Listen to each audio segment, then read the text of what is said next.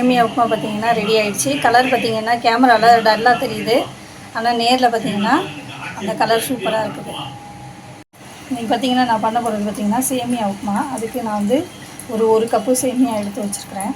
மிளகாத்தூள் பார்த்திங்கன்னா ஒரு 1.5 ஸ்பூனு. இது வந்து காரமாக இருக்கும் மிளகாத்தூள், அதனால் இந்த மிளகாத்தூள் வந்து கொஞ்சமாக எடுத்துருக்கிறேன். அடுத்து பார்த்திங்கன்னா கடுகு ஒரு ஸ்பூனு. அடுத்து கிராம்பு பொடி, கிராம்பை வந்து பொடி பண்ணி வச்சுருக்கேன். அது வந்து ஒரு சிட்டிகைக்கு மேலே அது எடுக்கக்கூடாது. சேர்த்தோம்னா அது வந்து அந்த ஃப்ளேவர் ஜாஸ்தி ஆகிடும். அடுத்தது பார்த்திங்கன்னா கிராம்பு பொடி ஒரு 2 ஸ்பூன் வந்து தாராளமாக எடுத்துருக்கேன் கிராம்பு. அடுத்து தேவையான அளவு உப்பு. அடுத்தது பார்த்திங்கன்னா இந்த தண்ணி வந்து நம்ம சேர்க்கணும். இப்போ தண்ணி சேர்க்குறதுல தான் அந்த சேமியாவோட இந்த டெக்ஸ்சர் பார்த்திங்கன்னா நல்லாயிருக்கும். இந்த நம்ம அந்த சாப்பிட்றப்ப அந்த எடுத்து சாப்பிட்றோம் இல்லையா, அப்போ வந்து அது நல்லா ஸ்மூத்தாக இருக்கணும். அப்படி இருக்கிறப்ப இது வந்து இந்த கப்லேயே வந்து 2 கப்பு நான் தண்ணி சேர்த்துக்கணும். சப்போஸ் புதுசாக செய்கிறீங்க அப்படின்னா, இல்லை புது சேமியாவாக இருக்குது, சேமியா பிராண்ட் வந்து புது பிராண்டு நான் யூஸ் பண்ணுறேன் அப்படின்னா, பக்கத்தில் என்ன பண்ணியிருக்கீங்கன்னா, புதுசாக சமைக்கிறவங்க சுடுதண்ணி வந்து ஒரு எக்ஸ்ட்ராவாக நீங்கள் எடுத்து வச்சுக்கணும். ஏன்னா கடைசியாக அது கெட்டியாக ஆகிறப்ப அது ரொம்ப கெட்டியாக இருந்ததுன்னா அந்த சுடு தண்ணி சேர்க்கலாம். பச்சை தண்ணி சேர்க்கக்கூடாது. பச்சை தண்ணி சேர்த்திங்கன்னா உங்களுக்கு வந்து உப்புமாவை பொறுத்த வரைக்கும் கட்டியாக வந்துடும். இப்போ எப்படி செய்யலாங்கிறத பார்க்கலாம் வாங்க. அடுத்தது பார்த்திங்கன்னா தக்காளி வந்து ஒரு 3 தக்காளி நார்மலாக எடுத்திருக்கேன். இது வந்து ஒரு 150 கிராம் இருக்கும். கொஞ்சமாக எடுத்துக்கிட்டால் போதும். இப்போ வந்து சேமியாவில் வந்து பாதி அளவு, இல்லை கம்மியாக எடுத்துக்கிட்டால் இன்னும் நல்லா தான் இருக்கும். இப்போ வந்து மேக்ஸிமம் பார்த்திங்கன்னா இது வந்து 2 பேர் சாப்பிட்றதுக்கு நான் வந்து சின்ன தக்காளி ஒரு 2 தக்காளி எடுத்துக்கோங்க போதும். கடாய் வச்சு கடாய் சூடானதுக்கப்புறம் எண்ணெய் கொஞ்சமாக ஊற்றி அதில் கடுகு போட்டு, கடுகு பொரிஞ்சதுக்கப்புறமேட்டு நம்ம இந்த தக்காளியை போட்டு வதக்கணும். தக்காளியை வந்து இந்த தண்ணியை வந்து லைட்டாக அந்த தண்ணி இருக்குது பார்த்திங்களா, அந்த தண்ணியை வடிச்சிட்டு சேர்த்துக்கோங்க. தக்காளி நல்லா வதங்கினதுக்கப்புறமேட்டு அந்த தண்ணியை சேர்த்துக்கலாம். ஏன்னா இப்போ இந்த தண்ணியோடு போட்டோம் அப்படின்னா அந்த வதங்கிறது டைம் பார்த்திங்கன்னா ரொம்ப எடுக்கும். அதனால தான் இந்த தண்ணியை வந்து வடிச்சிட்டு சேர்த்துக்கிறேன்.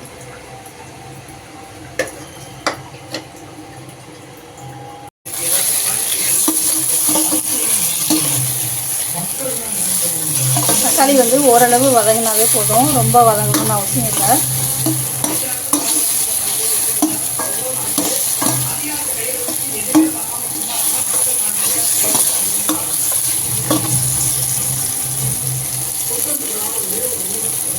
வந்து இந்த தண்ணி தனியாக எடுத்து வடித்து வச்சுக்கோங்க. அந்த தண்ணியை மட்டும்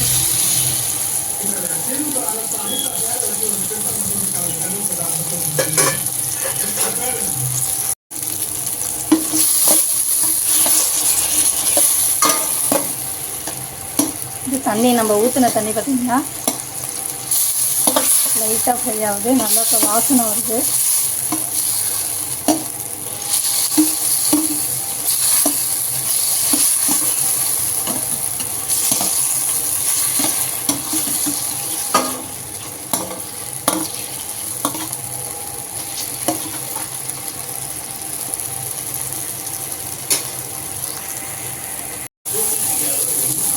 பார்த்திங்கன்னா தக்காளி நல்லா வதங்கிடுச்சு. வதங்கினதுக்கப்புறமேட்டு இதில் 1 கப்பு வந்து சேமியா எடுத்து வச்சுருக்கிறேன். இதில் 2 கப்பு தண்ணி ஊற்றிக்கலாம்.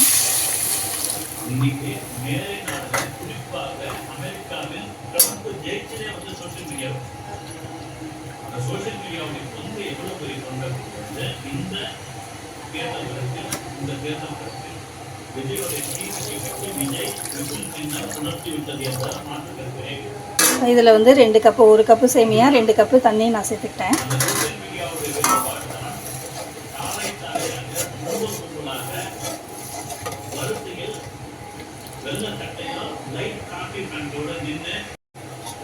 இப்போ உப்புமாவை பொறுத்த வரைக்கும் பார்த்திங்கன்னா பாத்திரம் வந்து இப்போ நான் செய்கிறேன்னா இந்த தண்ணி அளவு தான் வந்து சேமியா வரும். இப்போ இந்த அளவு கேப் இருக்கணும். அப்போ தான் நம்ம கிளறதுக்கு எல்லாத்துக்குமே நல்லாயிருக்கும். சோம்புத்தூள் பார்த்திங்கன்னா ஒரு 2 ஸ்பூன் எடுத்திருக்கேன். அடுத்து இது கிராம்பு வந்து ஒரே ஒரு சிட்டிகை. ஏன்னா ஃப்ளேவருக்காக தான் அது. அந்த தக்காளி ஃப்ளேவரும் இந்த கிராம்பு ஃப்ளேவரும் பார்த்திங்கன்னா நல்லாயிருக்கும். இப்போ இதை வந்து கடைசியாக சேர்க்கணும். அடுத்து சோம்பு பார்த்திங்கன்னா நான் ஒரு 2 ஸ்பூன் 2 ஸ்பூன் எடுத்து வச்சுருக்கிறேன். அதை வந்து ஸ்டார்டிங்கில் செய்கிறப்ப நீங்கள் வந்து இந்த சோம்பு தூள் மசாலாலாம் கம்மியாக சேர்த்துக்கங்க. சில பேருக்கு வந்து சோம்பு அந்த ஃப்ளேவர் பிடிக்கும், சில பேர்த்துக்கு அந்த சோம்பு ஃப்ளேவர் பிடிக்காது. இது போட்டு செய்கிறப்ப தான் அந்த டேஸ்ட் வந்து சூப்பராக இருக்கும், விரும்பி சாப்பிடுவாங்க. அடுத்து பார்த்திங்கன்னா கிளறி விட்டுக்கணும்.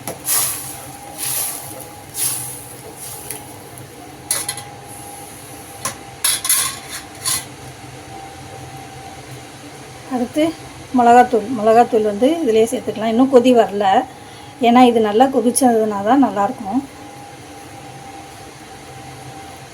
எல்லோரும் பச்சை மிளகா போடுவாங்க, இல்லை வரமிளகா போடுவாங்க. இந்த தக்காளி சேர்க்குறப்ப இந்த மிளகாத்தூள் சேர்த்தா தான் அது டேஸ்ட்டு இன்னும் சூப்பராக இருக்கும். கலரும் பார்த்திங்கன்னா நல்லாயிருக்கும். பச்சை மிளகா சேர்த்தோம்னா வெள்ளையாக இருக்கும் சேமியா. இப்போ இந்த ரெட்டிஷ் கலரில் வரும், அது கலர் பார்க்குறதுக்கே நல்லாயிருக்கும். இது பார்த்திங்கன்னா நல்லா கொதி இப்போ தான் வந்துட்டுருக்குது.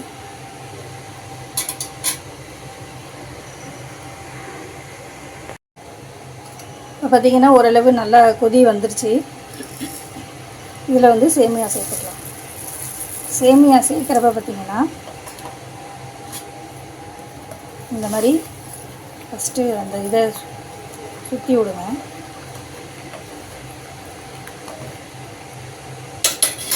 சுற்றி விட்டுட்டு அதில் வந்து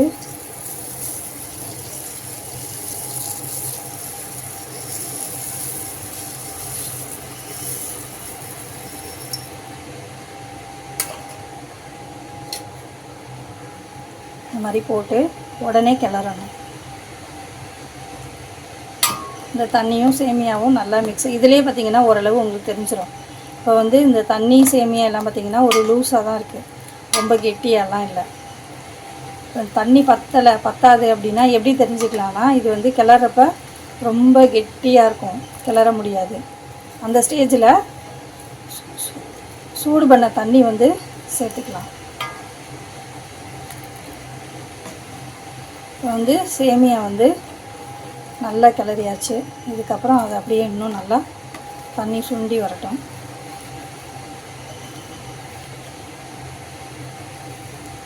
பார்த்திங்கன்னா நல்லா கட்டி இல்லாமல் வந்திருக்கு. தண்ணி கம்மியாக இருந்தால் மட்டும்தான் அந்த கட்டியாக வந்துடும் சேமியா.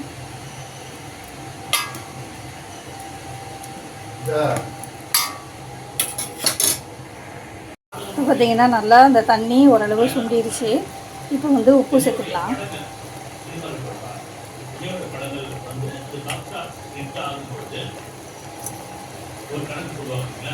அதுவும் குறிப்பாக எல்லா நடிகர்களுக்கும் இல்லாத ஒரு விஷயம் விஜய்க்கு என்ன அப்படின்னா, பொய்யான வடை சொல்றாங்க. குறிப்பாக வந்து ஓவர் இவ்வளவு கலெக்ஷன் கிடையாது. தமிழ்நாட்டில் சுத்தமாக படிச்சிருக்கு. ஆந்திராவில் வந்து சிரஞ்சீவி பவன் கல்யாணம் தாக்கி இவரெல்லாம் எந்த மொழிக்கு கேரளாவில் ஏதோ பரவாயில்ல. இன்னும் சூடு ஆற பார்த்தீங்கன்னா டைட் ஆகும். விஜயோடைய திரைப்படம் வந்து அத்தனையும் பொய் அப்படின்னு சொல்லியிருக்காங்க. இப்போ வந்து இந்த வாக்கு சதவீதத்தை இதே பொய் சொல்லுங்க. இதே வந்து விஜய் வந்து ஓரளவு இந்த ஸ்டேஜ்லேயே என்ன பண்ணிடலாம்னா ஆஃப் பண்ணிடலாம். ஏன்னா இது பாருங்கள் ஓரளவு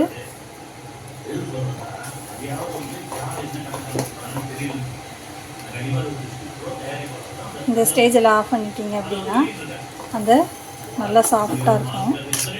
இன்னும் கெட்டியாக இருந்துச்சுன்னா அது நம்ம சாப்பிட்றப்ப ரொம்ப கல் மாதிரியாக இருக்கும். இல்லைன்னா இந்த அந்த டெக்ஸ்சர் பார்த்திங்கன்னா நல்லாயிருக்கும். அதனால் இந்த ஸ்டேஜ்லேயே பார்த்திங்கன்னா ஆஃப் பண்ணிவிட்டு சர்வ் பண்ணிடலாம்.